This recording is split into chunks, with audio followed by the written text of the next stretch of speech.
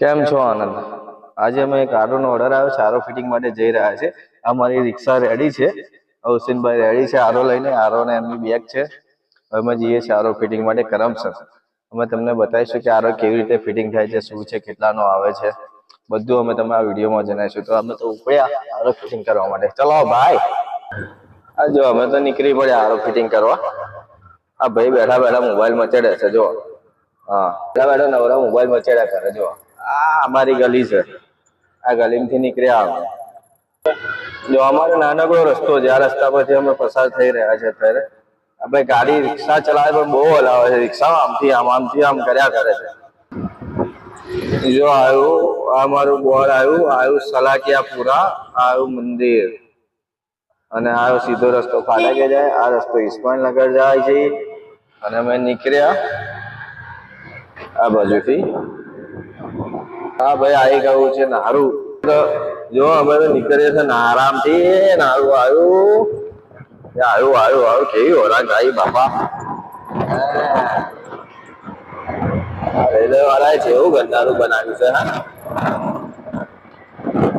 હા, હુસેનભાઈ હારી 100 ની સ્પીડે રમાય. પેલા માસીન જોજો પાછા. જો અહીંયા આયા પોદરા, નડિયા પોદરા જ છે. તો બધી ભેંસો પોદરા જો. આને કહેવાય મોટી ખોડિયાર વાળો રસ્તો. આ એ રઘુભાઈ પોપટભાઈ ની સ્કૂલ. આ જા અલ્તાફભાઈ અમારા ગયા. આ જો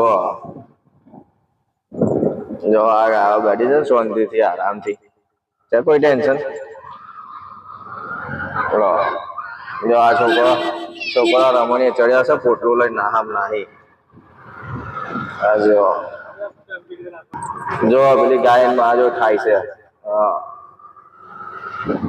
જો અહીં પર બધો રસ્તો કેવો છે.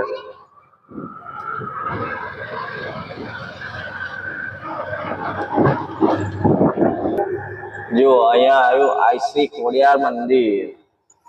મોટી ખોડિયાર નું મંદિર આવ્યું અહીંયા. મોટી ખોડિયાર નીકળ્યા તો અહીંયા બનાવી દીધો છે નવો રસ્તો.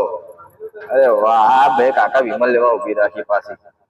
આ કાકા વિમલ લેવા જાય છે. કાકા વિમલ લેવા માટે જાય છે. વિમલ લીધી કર લેતી. એ 10 રૂપિયા આલ્યા. લાતા બે વિમલ તમે. વિમલ લઈને આયા. પછી ખાજો હરો. પતી ગયો. અને જોવા લાઈટ નું કામ ચાલુ છે. બધા ભેગા હતા ગરમીમાં હેરાન કરે.